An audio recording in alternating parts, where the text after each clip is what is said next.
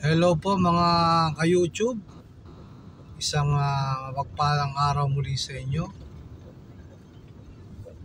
Welcome po sa Eric's Vlog. At ngayon po ay ipapakita ko po sa inyo yung video naman po ni Rico Blanco, kung saan po ay kinanta niya yung 214. At alam naman po natin na kumalat po sa social media yung pag-take down o copyright takedown notice na tanggap po ni Perp De Castro doon po sa ginawa niyang solo ng kanyang Perp De Castro band na live, yung pagkanta po ng 214, kung saan ay makikita ron na napakaganda nung pagkaka solo lead ni Perp De Castro. At yun po yun talaga yung original, at dahil siya po ang gumawa talaga nun, kaya malinis at maganda po pagkakahagod kumbaga doon sa gitara. Ngayon po yung nung kumalat po yan, may kumalat din po isang video, ipapakita ko po sa inyo, kayo po humusga. Yun naman po kay Rico Blanco, kumanta rin po siya ng 214. Hinahangaan po natin si Rico Blanco dahil magaling po siyang gumawa ng kanta. Kaya lang dito po sa video na ito, parang hindi tugma doon sa kanta yung kanyang pagkaka-solo guitar. Ay dahil nga po si Perp De Castro po yung may gawa noon, ay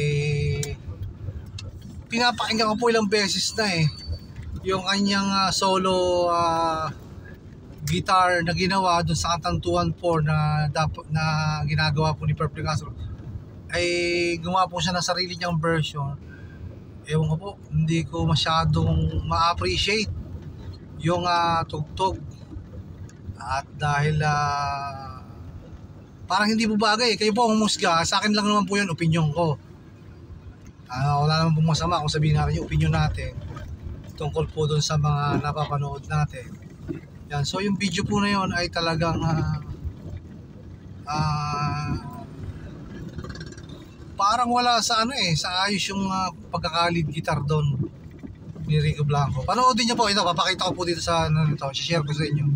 Kayo po ang humusga kung maganda po ba o ayos sa inyo o tama lang o parang may kulang.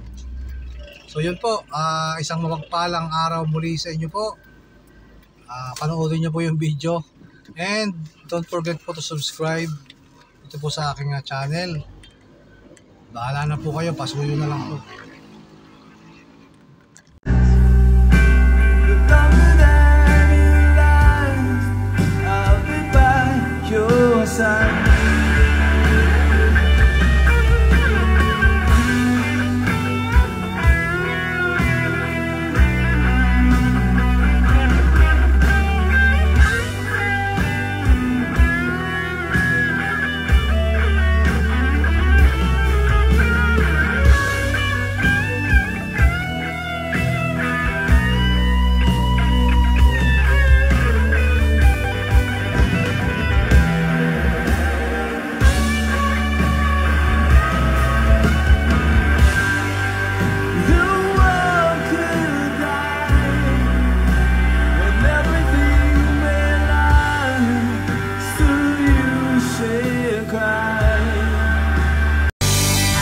Cause time ain't passed longer than it will last. I'll be by your side, forever by your side.